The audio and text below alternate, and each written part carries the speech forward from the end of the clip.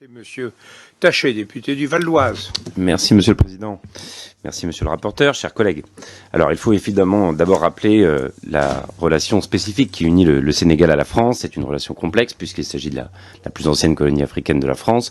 Plus de 60 ans après son indépendance, on assiste aujourd'hui à la montée d'un sentiment anti-français aussi dans toute une frange de la population, aussi au Sénégal. Et il faut donc se traiter ce dossier avec la hauteur de vue nécessaire, considérant notre histoire commune, en faisant preuve d'humilité et de respect. Les termes du premier accord concernant l'entraide judiciaire ne semblent pas poser de problème particulier.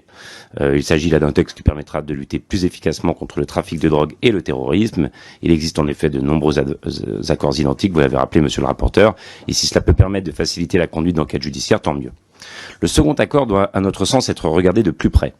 Qu'il s'agisse de l'exercice d'une peine ou de poursuite pénale, le projet de convention stipule que si les infractions reprochées sont de nature militaire ou politique, il existe un droit obligatoire de refuser l'extradition.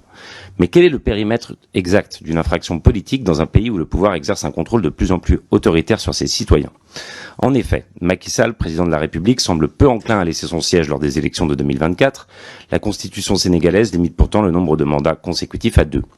La stabilité de ce pays, souvent présenté à l'extérieur comme un modèle de démocratie dans la région, est ainsi mise à l'épreuve. Alors qu'une